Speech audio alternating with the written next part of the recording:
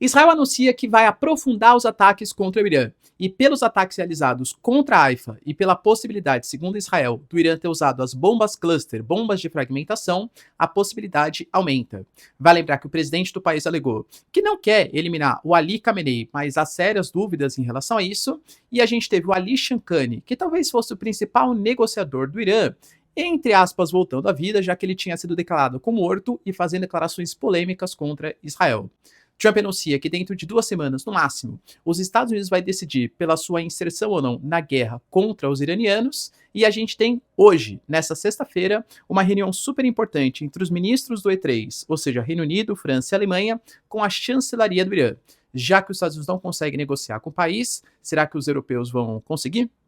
Falar um pouquinho também, galera, sobre o Irã que alega que o relatório da ONU foi uma grande mentira, ou seja, sobre o Irã estar enriquecendo urânio para fins não exatamente pacíficos, e o próprio Rafael Grossi, que é a liderança do órgão ligado à ONU, alegou que o relatório não deveria ter sido utilizado como base para ataques contra o Irã. O Irã critica a organização e fala que se hoje o Irã está sendo atacado, a culpa é da ONU. Como assim? Será que a ONU se arrependeu do seu relatório? Falar um pouquinho também, galera, sobre a China, que tem ali alguns aviões Boeing 747 sendo direcionados em direção ao Irã, o que pode abrir uma possibilidade de intervenção do país no território, enquanto Putin alega e avisa Israel e Estados Unidos que é inaceitável algum tipo de troca de regime governamental no Irã. Vai lembrar que o Putin também falou hoje sobre a guerra Rússia-Ucrânia, falou que a Ucrânia é inteiramente russa, não teria o direito de existir, mas também fala sobre uma possibilidade de paz com os ucranianos, só que não exatamente com Zelensky. Para finalizar, pessoal, vamos falar um pouquinho também sobre a possibilidade de uma recessão econômica na Rússia. Isso dito não por mim, mas pelo próprio ministro da Economia do país, enquanto a América Latina vem sendo disputada entre BRICS e G7, com posições dúbias. Enquanto a Argentina acusa os russos de espionagem e abre até uma filial da polícia local para agir contra os espiões russos, a gente tem a Colômbia oficializando sua entrada nos BRICS, pelo menos no NDB. A Colômbia que é o país dos mais estratégicos para os Estados Unidos na América do Sul. Se vocês querem saber um pouco mais sobre esses assuntos, e muito mais também sobre geografia, geopolítica, atualidades, política, polêmicas, enfim, tudo para você se manter sempre bem atualizado, já se inscreve no canal, deixa seu like e compartilha esse vídeo, que o professor Ricardo conta muito com a sua ajuda. Belezinha? Pessoal, para quem não sabe, a Nômade, que é a maior e melhor conta internacional do Brasil, nesse momento conta com mais de 3 milhões de usuários. E a gente tem um momento de queda do dólar. A Nômade, com certeza, a melhor plataforma do Brasil para você adquirir os seus dólares. E falo isso de novo, né? Não sou só eu. É só você comparar as taxas que existem das casas de câmbio convencional e da Nômade. A Nômade abre ainda a possibilidade de, em viagens internacionais, aceita em mais de 180 países. Você escolher o valor do dólar que você quer comprar. Não, professor, relaxa, quando eu for viajar, eu pago no cartão de crédito, tem certeza? No dólar, nesse momento agora, eu, né, por exemplo, tenho viagem marcada internacional para o segundo semestre, já vou adquirindo meus dólares no momento que eu acho agora, abaixo de 5,50, que está no momento de queda. Claro que não é recomendação de investimentos. E faço isso pela Nômade porque é a melhor, cara, de verdade, tá? Só ofereço o serviço para vocês, que eu uso e tenho confiança, como, por exemplo, a Nômade. Lembrando que, além de tudo, você pode ter acesso ao cartão de crédito da Nômade, que te dá a possibilidade de ganhar cashback em dólar. Você usa aqui para pagar, sei lá, a conta, vai sair para comer, pagar a conta de gasolina, a conta de luz. Você vai ganhando cashback dolarizado e ainda ganha uma série de outros benefícios, como pontos que não expiram e a possibilidade de ter acesso ao Nômade Lounge, quando for fazer, por exemplo, as suas viagens internacionais. Então, link na descrição, cupom Ricardo40 fonte e você vai ganhar 2% de cashback nas suas compras. Já são as melhores taxas, com o melhor aplicativo e com a possibilidade de reaver 2% do valor que você comprou, só para ver se é a conversão de moeda. Cara, de verdade, eu não perderia essa oportunidade. Então, link na descrição ou QR Code na tela para vocês, Ricardo40 fonte, e tem acesso à maior e melhor conta internacional do nosso Brasilzão. Belezinha, pessoal? Então, bora lá pro vídeo. Como eu trouxe para vocês na introdução, de fato, desde que Israel sofreu o ataque ali no sul do seu território, lembrando que o Irã garante que o objetivo não era atacar o hospital, mas sim atacar posições militares, e aí as ondas de choque da bomba acabaram trazendo prejuízos, malefícios para o hospital, Israel alegou, junto à comunidade internacional, que os ataques iam aumentar, porque o Irã está colocando civis israelenses em risco. Pois bem, galera, segundo o próprio Israel Katz, Os focos agora serão símbolos do regime, com foco em desestabilizar Teherã, principalmente o regime dos ayatollahs. Hoje, ele já deu uma certa voltada atrás, vamos colocar assim, porque ontem, por exemplo, Israel Katz, que é o ministro da Defesa, tinha declarado que o Ayatollah Khamenei não tinha nem o direito de existir, ou seja, dando a entender que ele deveria ser eliminado.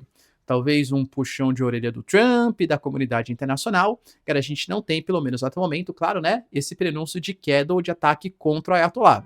O Benjamin Netanyahu alega que ele não respeita as ordens dos Estados Unidos, mas a gente sabe que por baixo dos panos, as intermediações, Israel é sim muito subordinado, é muito ligado, pelo menos vamos colocar assim, à política, à diplomacia americana. E o Trump não quer fazer esses ataques contra o Irã, porque, de novo, né? A gente vai ter a queda do regime dos ayatollahs. Quem vai assumir o poder? Ah, fique tranquilo, vai ser o filho do Shah Reza Pahlavi, que é mais próximo do Ocidente, amigo de Israel, certeza? Não pode começar uma guerra civil no país, como aconteceu na Líbia, como aconteceu no Iraque, como aconteceu no Afeganistão, depois de intervenções americanas? Eu diria que seria talvez até a maior possibilidade disso acontecer. Além do que, existem vários grupos do chamado eixo da resistência que poderiam atuar contra os Estados Unidos. A gente sabe, galera, que podem ter grupos terror tranã que atuem ali fazendo atentados contra posições ocidentais. Lembrando que o Irã também tem uma série de bases americanas instaladas no Oriente Médio em 19 localidades que contam com mais de 40 mil militares e familiares e funcionários também poderiam ser alvos de ataque. Então poderia fazer uma convulsão social no Oriente Médio. Penso eu que não é isso que o Trump quer nesse momento, até porque levaria a uma escalada do preço do petróleo. O Irã controla o Estreito de Hormuz e vale sempre lembrar, o Trump tem hoje uma das piores popularidades frente aos últimos presidentes da história dos Estados Unidos. Muito por conta da questão econômica, porque na questão imigratória, redução do Estado, existe oposição e situação. Mas, galera, o Trump ele foi recém-eleito e prometendo que iria fazer isso. O que tá pegando muito para a questão da popularidade é não conseguir controlar a inflação, brigar com antigos aliados, colocando taxas sobre taxas. O Canadá, por exemplo, falou que tem 30 dias para negociar com os americanos e que se o Trump não reduzir as suas tarifas, ele vai começar a fazer subsídios também em relação ao seu aço e ao seu alumínio e colocar taxas em produtos americanos, ou seja, o Trump comprando guerra, briga com antiguíssimos aliados, como por exemplo os canadenses. E se economicamente tiver uma disparada do preço dos combustíveis, porque o Irã está em guerra, há uma convulsão social no Oriente Médio, fechamento do Estreito de Hormuz, isso pode piorar sua popularidade e ele perder as eleições no ano que vem, the midterm elections, que pode fazer com que o Congresso americano se converta para o lado democrata ali da força. Então Trump não quer, pelo menos nesse momento, uma desestabilização. Até por isso que ele anunciou que dentro de 2 semanas, falaremos daqui a pouquinho, né? Ele vai decidir se ele vai ou não atacar o Irã. Pois bem, galera, além disso, a gente teve também ataques que aconteceram em Haifa. E desses ataques, segundo o Estado de Israel, foram usadas munições que grande parte da comunidade internacional, não são todos os países, mas grande parte, consideram como munições ilegais, que são chamadas munições ou bombas cluster, ou as bombas de fragmentação. Você pega ali um artefato e dentro daquele artefato você coloca vários pequenos explosivos, várias pequenas munições. Aí, aquele explosivo, ele explode acima ali, né, do solo, pode ser 7 km, 8 km, e essas pequenas bombinhas, esses pequenos artefatos que estavam dentro de equipamento maior, acabam explodindo. Isso é condenado pela comunidade internacional por 2 motivos. Você não tem o controle exatamente de onde que essas mini bombas, vamos colocar assim, vão pegar, então pode pegar em áreas de civis, e de fato isso vem acontecendo, e também existem várias dessas munições que de fato não explodem, pelo menos não no momento, mas ficam um artefato ali, e talvez no momento em que acabou a guerra, ou civis estejam passando, possa explodir numa hora não muito desejada, novamente matando a população civil. Por isso elas não são muito bem aceitas. Segundo Israel, o Irã usou, inclusive a ogiva abriu a 7 km de altitude e espalhou 20 submunições em uma área de 8 km próximo do centro do território de Israel. Isso pode ser mais um dos motivos pelo qual Israel vai fazer ou fortalecer o seu ataque contra o Irã. Professor, e você acredita que não é o objetivo a queda do Ali Khamenei? Eu particularmente acho sim, que de Israel sim, talvez dos Estados Unidos não. O Isaac Herzog, que é o presidente do país, lembrando que Israel ele é parlamentarista, ou seja, o presidente é uma figura de chefe de Estado, mas não exatamente chefe de governo, ou seja, por mais que ele tenha uma representatividade, é o Benjamin Netanyahu que de fato define as políticas públicas de Israel, mas claro que o presidente é uma figura importante. E o Isaac Herzog declarou que nesse momento, segundo ele, né, o Khamenei não é o nosso alvo, e a gente não tem como objetivo a mudança do regime, mas é claro que seria um efeito colateral com consequências históricas positivas para o Irã. Ou seja, deixou meio que no ar, né? Não, Israel não quer trocar o Ali Khamenei. Mas caso aconteça, né, vai fazer o quê? O próprio filho do Shah Reza Pahlavi, que cada vez mais vem dando declarações e parece que está querendo tomar o poder do regime dos ayatollahs, falou que ele vem sentindo, em meio à população iraniana, que as instituições estão cada vez mais fragilizadas, ou seja, abrindo espaço para uma queda do regime dos ayatollahs e, claro, né, segundo as suas ideias, a volta do regime da monarquia mais ligada ao Ocidente. Você acha, galera, que é isso que o Ocidente quer? Deixa aí nos comentários. Enquanto isso, a gente teve também uma notícia polêmica, vamos colocar assim. Eu até trouxe para vocês dias atrás que o Ali Shamkhani, para quem não sabe, Ali Shamkhani, ele é talvez um dos, ou fosse, né, ou ainda é, não sei, um dos principais braços direitos do Ali Khamenei, e era visto como o principal intermediador, como um dos principais negociadores. Aliás, a morte do Ali Shamkhani tinha sido muito criticada pela comunidade internacional, porque teoricamente mostraria que Israel não está disposto a negociar, porque se você elimina o principal negociador do Irã, é óbvio que você não quer, teoricamente, né, que o Irã negocie. O Ali Shamkhani, por exemplo, ele foi um dos responsáveis por uma reaproximação do Irã com a Arábia Saudita. A China conseguiu mediar essa situação e também fazia negócios com a Rússia. Geralmente era um dos grandes diplomatas, um dos grandes negociadores e intermediadores do Irã. E ele tinha sido eliminado. Mas a agência estatal iraniana falou que é uma mentira de Israel e ele deu ali declarações. Segundo ele está vivo e pronto para sacrificar a sua vida, que, aliás, o dia da vitória do Irã contra Israel está pronto. Na minha concepção, para quem pensa numa saída diplomática, por mais que a sua declaração seja de uma vitória contra Israel, penso eu que é do ponto de vista militar, mas quem pensa em possíveis vias diplomáticas, a vida do Ali Shamkhani é importante, porque ele pode ser um dos principais intermediadores. Professor, mas você não acha que o Trump ele está disposto a entrar nessa guerra? Como eu trouxe para vocês, fico muito na dúvida, porque geopoliticamente seria muito interessante ter um governo aliado no Irã, um país tão estratégico, mas a possível convulsão social e o medo de um Iraque 2.0, um Afeganistão 2.0, uma crise social em um dos maiores países do Oriente Médio, isso afetaria muito a popularidade do Trump, que até fala que ele mereceria um Nobel da Paz. Alguns dizem que é até o sonho dele, né? Ele falou, não, porque eu fiz os acordos de Abraão, porque eu vou acabar com a guerra Rússia e Ucrânia, porque eu não vou deixar, por exemplo, ter uma guerra entre Taiwan e China. Ele fala que é um presidente pacificador. Ter uma guerra pegaria muito mal para os seus objetivos. Ele falou, para Caroline Leavitt, que é a sua porta-voz, que vai decidir dentro de, no máximo, 2 semanas se vai atacar. Só um pequeno parênteses, vocês já repararam, galera, quantas vezes 2 semanas eles vêm falando? Por exemplo, não, mas os Estados Unidos, o Putin aparentemente só está enrolando os Estados Unidos. Vocês, americanos, vão aplicar sanções contra a Rússia? Não, a gente vai esperar 2 semanas para saber se o Putin quer negociar ou não. Olha, essas 2 semanas já passaram muito tempo. Agora, né? E aí, os Estados Unidos ele vai chegar, vai atacar em... Não, fique tranquilo que em 2 semanas a gente vai saber. Parece aquela pessoa que fica procrastinando, sabe? Não, daqui 2 semanas eu resolvo. E vai jogando e empurrando o problema para frente.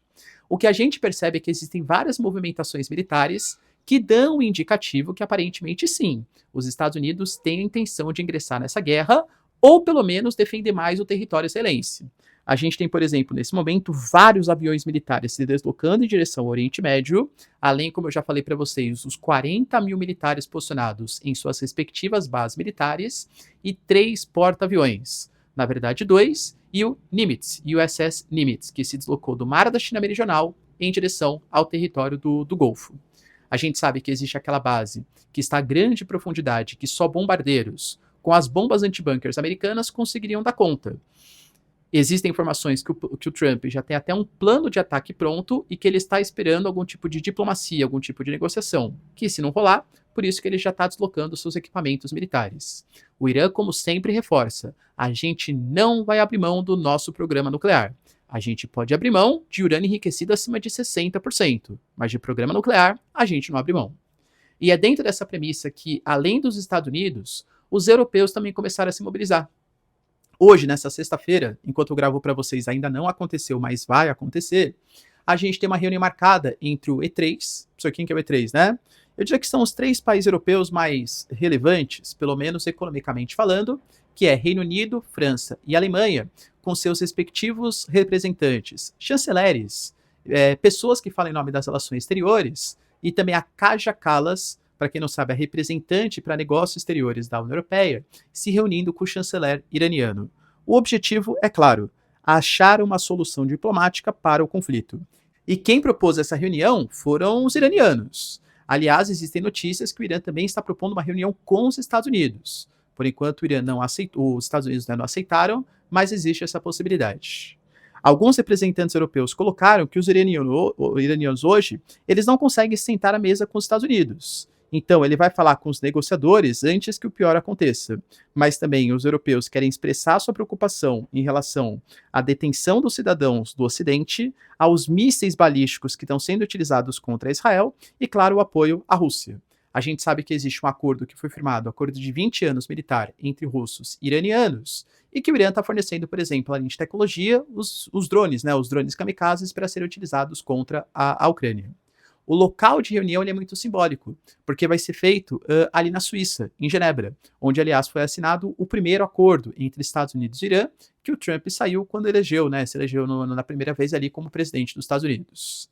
Não há grande esperança que seja nosso, um grande acordo vai sair, mas pelo menos algum tipo de tentativa de via diplomática, agora pelos europeus, não exatamente pelos Estados Unidos, possa vir.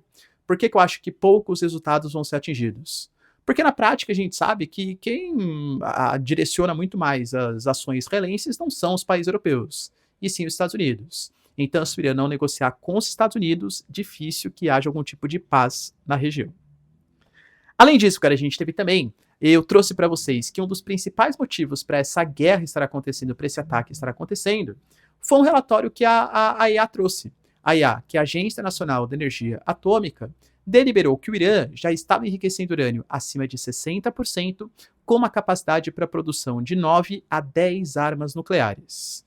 E aí Israel se valeu desse documento, assim como a série de conselheiros, o Conselho de Governadores da IEA também criticou a ação iraniana. O próprio Conselho de Segurança da ONU poderia ter sido utilizado para aplicar mais sanções contra o Irã, só que Israel se antecipou, alegando que se o Irã tem a possibilidade, já que enriquece urânio acima de 60%, de fazer 9 ou 10 armas nucleares, era o momento de fazer o ataque, um ataque preventivo, assim como fizeram contra o Iraque em 81, como já fizeram contra a Síria de Bashar al-Assad, agora fazer também contra o Irã. A grande questão é que o Rafael Grossi, que é hoje o líder da IEA, o líder da agência ligada à ONU de questões nucleares, colocou que o relatório não foi usado, não deveria ter sido usado como base para atacar o Irã. Segundo ele, no relatório não havia nenhuma indicação sobre a possibilidade de criação de armas nucleares. Palavras dele, a organização a IEA não encontrou provas de um programa iraniano para a criação de armas nucleares. Claro que ele também deixou bem deliberado ali que podem ter programas clandestinos. E de fato, né, como você trago para vocês, professor, você acredita que o Irã está fazendo o seu programa nuclear para fins pacíficos ou para fins militares? Cara, muito difícil a gente saber. O que a IEA colocou é que eles não indicaram que o Irã estava fazendo armas nucleares e que, aliás, não encontraram nenhuma prova disso. Mas eles deixaram uma brechinha, ó, mas existe a possibilidade de ter algum tipo de programa alternativo, algum tipo de área não verificada, não vistoriada pela agência da ONU. Israel e os Estados Unidos se aproveitaram disso para realizar o ataque. Até trouxe para vocês que a própria Tulsi Gabbard, por exemplo, que é a chefe da inteligência dos Estados Unidos, nesse momento era uma situação complicada com o governo Trump, porque em março ela também falou que os Estados Unidos, a partir da sua inteligência, não via nenhum tipo de atividade iraniana que estava envolta em desenvolver as armas nucleares. A IEA também falou que não encontrou provas. Então esse ataque foi realizado sem provas? Só entre aspas, porque não é só, né? É uma coisa séria e que o Irã poderia ser até sancionado por isso. Mas está produzindo urânio acima de 60%? Então, ficou essa possibilidade, né? Pois bem, galera, o Irã colocou que o Rafael Grossi, você vem pedir, entre aspas, desculpa, mentira, não pediu desculpas, né? Mas você vem tentar justificar, alegando que a ONU não queria isso. Só que vocês obscureceram essa verdade em seu relatório absolutamente tendencioso, que foi instrumentalizado para elaborar uma resolução com alegações infundadas. A mesma resolução foi utilizada como pretexto por um regime genô, e belicista para travar uma guerra de agressão e lançar ataques ilegais contra as nossas instalações pacíficas. Vocês sabem quantos iranianos foram mortos? Então não adianta agora querer justificar que a ONU não queria isso, porque o relatório foi altamente tendencioso. E, aliás, Rússia, China e Burkina Faso também não estou falando que eles estão certos, né? Porque todos os países têm os interesses políticos por trás, falaram isso à época. O Conselho de Governadores deliberou isso, mas nós não concordamos. A gente defende que o Irã possa ter, sim, o seu programa nuclear, desde que seja para fins pacíficos. E aí, pessoal, você acha que o Irã está de fato desenvolvendo as suas próprias armas nucleares? Deixa aí nos comentários.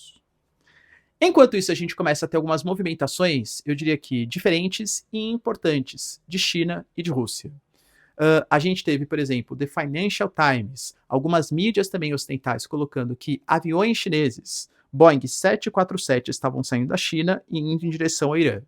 A China, ela vem publicamente contestando as ações que Israel está fazendo, pedindo por um cessar-fogo, falando que é ilegal Israel atacar posições, instalações nucleares que, segundo a China e a Rússia, são somente para fins pacíficos. Mas como eu trouxe para vocês, por mais que o Irã seja um estratégico aliado dos chineses, principalmente do ponto de vista comercial de compra de petróleo, para vocês terem uma noção hoje, a China, 43% do gás e do petróleo vem do Oriente Médio e o Irã é um dos maiores ou o maior fornecedor, depende muito do ano, depende muito do momento, até porque a China gosta de comprar petróleo e gás do Irã, que é petróleo sancionado, ou seja, petróleo mais barato. A China não liga muito, né, para essas questões das sanções internacionais.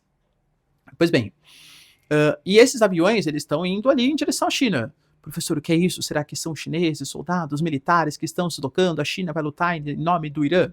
Eu já trouxe para vocês, duvido muito. A China é muito pragmática, a China não se envolve em conflito de terceiros. O que a própria mídia colocou aqui, na verdade, muito possivelmente deve ser algum tipo de ajuda do partido da China, né, do Partido Comunista Chinês, para levar ou trazer cargas ou pessoas. Até porque a China gosta de comprar petróleo e gás e tem vários trabalhadores trabalhando no Irã. Mas a próprio Ocidente começa a suspeitar dos aviões chineses em direção ao Irã. Enquanto isso, a Rússia mais uma vez se pronuncia em favor dos iranianos, defendendo o programa nuclear iraniano e colocando que, na verdade, o Irã tem todo o direito de ter o seu programa para fins pacíficos. O Putin deixou muito claro que, já que estão falando de mudança do regime iraniano, isso é inaceitável, que a Rússia não vai deixar a queda do Ayatollah Khamenei. Já falei para vocês também que o Oriente Médio é estratégico para todos os países e a Rússia teve um baque muito grande, que foi a queda do Bashar al-Assad e a ascensão do HTS, um regime hoje na Síria que até deixa, os aviões, equipamentos israelenses sobrevoarem o seu espaço aéreo, entende? Então, assim, foi uma queda, uma derrota muito grande a queda do Bashar al-Assad. E hoje a Rússia sabe que isso pode trazer alguns problemas, não só para o Irã, mas para todo o Oriente Médio. Aliás, o Putin hoje até estava relativamente inspirado. A gente estava tendo um fórum econômico ali em São Petersburgo e o Putin deu declarações importantes, tanto para a guerra Rússia e Ucrânia, como também em questão à política ou à economia da Rússia. Por quê? Primeiro que a gente teve o ministro da Economia da Rússia fazendo uma declaração grave, perigosa, colocando que a Rússia estava à beira de uma recessão econômica.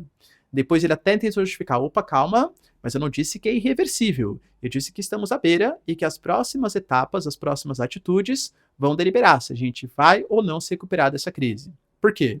O estado da Rússia hoje tem gastos militares assombrosos, aumentou muito, e isso até pode trazer dados importantes para o PIB, porque é o Produto Interno Bruto. Mas isso vem acompanhado de uma queda dos outros setores de economia, isso vem acompanhado de uma queda de credibilidade para investimentos internacionais, de sanções que estão sendo aplicadas à Rússia, de limitações ao comércio internacional. Então a Rússia não está conseguindo sustentar somente com a economia de guerra. A Rússia, até para conseguir atrair mais dólares, foi obrigada a aumentar a sua taxa de juros para tentar conter a inflação, só que existe o ônus e o bônus. Quando você aumenta a taxa de juros, você contém a inflação, até porque a renda fixa, os investimentos ficam mais atrativos. Mas, em compensação, você freia, porque ninguém mais contrai crédito, já que vai ser muito caro pegar dinheiro emprestado. O Banco Central russo, ele até reduziu a taxa de juros de 21% para 20%, mas o ministro da Economia fala que é essencial abaixar mais essa taxa de juros. O Putin falou hoje que ia fazer de tudo para que a Rússia não entre nessa recessão. E, aliás, já deve ter dado, ficar criticando a economia russa aí para a comunidade internacional? Não é muito legal, né?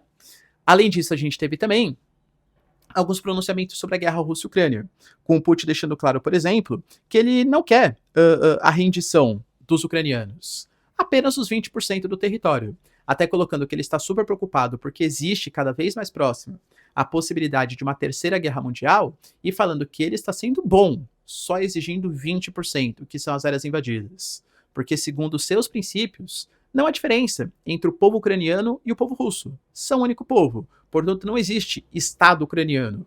Deveria ser, segundo ele, tudo o território da Rússia.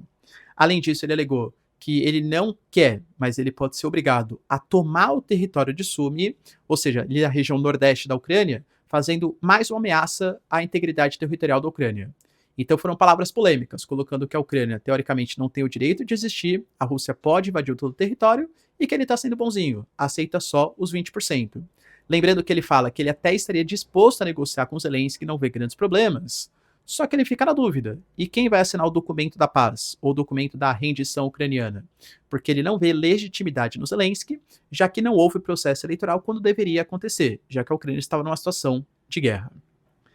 Além disso, cara, a gente teve também notícias importantes dessa disputa entre G7, que é o grupo dos países ricos, desenvolvidos ali, né, Estados Unidos, Canadá e tal, e os membros dos BRICS. Cada um roubando, entre aspas, atores importantes. No caso da Argentina, por exemplo, a gente sabe que hoje o governo Javier Milei talvez seja, politicamente e ideologicamente, o governo mais aliado da América do Sul em relação ao governo Trump. A possibilidade de não comparecer à COP30, por exemplo, alega também que o aquecimento global não existe, quer fechar um livre comércio com os Estados Unidos, até possivelmente abandonando o Mercosul. Então, são assim, coisas importantes que o Milei pode fazer. E ele denunciou que hoje mesmo, tá? A polícia da Argentina, depois de muitas investigações, detectou uma grande rede de espionagem russa, que faz parte de um grande projeto russo, que é o projeto Lacta, que inclusive à época também era liderado pelo Prigozhin, aquele mesmo do grupo Wagner, né, que faleceu num acidente estranho ali de helicóptero, e que era uma rede de espionagem que tinha como objetivos angariar informações de um governo mais aliado dos Estados Unidos e interferir em processos eleitorais, seja colocando ali através de redes sociais, financiando ONGs, financiando mídias, para que criasse uma desinformação em prol dos russos e contra os Estados Unidos. Claro, né? Professor, você confia em Estado? Nenhum. Nem no argentino, nem no russo. Mas, de fato, não só a Rússia, eu diria que todos os países têm as suas inteligências nesse sentido. A Argentina, deliberando isso, falou que até criou uma espécie de nova polícia inspirada no FBI, no FBI dos Estados Unidos, para ficar investigando possibilidade de interferência estrangeira, terror e crime organizado que poderia existir no território da Argentina, financiado pelos russos. Já no território da Colômbia, que aí é o contrário, historicamente muito alinhado com os interesses americanos, temos uma notícia ruim para os Estados Unidos. Depois do Gustavo Petro consolidar a sua participação na nova Rota da Seda, coisa que os Estados Unidos detestam ouvir, a gente ainda teve a confirmação hoje que a Colômbia está se inserindo no NDB, do Banco dos BRICS. A gente sabe, galera, que a Colômbia, estrategicamente, desde a Guerra Fria, tem muitas alianças, até mesmo militares, com o território americano, e que hoje a Colômbia depende de quase 40% da exportação dos seus produtos para o mercado dos Estados Unidos. Houve embate em relação à deportação, críticas ao governo Gustavo Petro, e aparentemente o Gustavo Petro está querendo diversificar um pouco os seus grandes parceiros internacionais. Até por isso esse alinhamento mais próximo com os chineses. Com a adesão da Colômbia ao Banco dos BRICS, professor, só uma dúvida, por que eles não entraram nos BRICS direto? Porque o Gustavo Petro, ele alega que os BRICS eles têm uma posição muito pró-Rússia na guerra Rússia-Ucrânia. E o alinhamento que a Colômbia quer é um alinhamento muito mais econômico, não exatamente político. Ele falou, por exemplo, né, que a ideia é reduzir um pouco a dependência dos Estados Unidos. A gente sabe, galera, que existem vários projetos de financiamento que podem ser feitos com o Banco dos BRICS, e eu diria que é um baque muito grande para os Estados Unidos. A gente tem hoje, por exemplo, a informação que os BRICS, eles crescem mais que o dobro que os países do G7. Há de se convir também que crescer o dobro é relativo, porque relativo não, o número existe ali, não é mentiroso o número, né? Mas vamos pegar assim, um país como, por exemplo, a Etiópia, que está nos BRICS, crescer 5%, é muito mais fácil que os Estados Unidos crescerem 5%, porque os Estados Unidos já é uma economia gigantesca. Então tem que crescer muito, muito, muito para crescer 5%. Agora, os países emergentes têm que crescer menos para que percentualmente esse número seja mais significativo. Mesmo assim, é um dado importante, né? E esse alinhamento de alguns países latino-americanos com a China e com os BRICS pode preocupar os americanos. Beleza, pessoal? Deu para entender os principais acontecimentos? Se vocês curtiram o vídeo, então, ó, já deixa o like, se inscreve no canal. Tamo junto, beijos, abraços e tchau, tchau.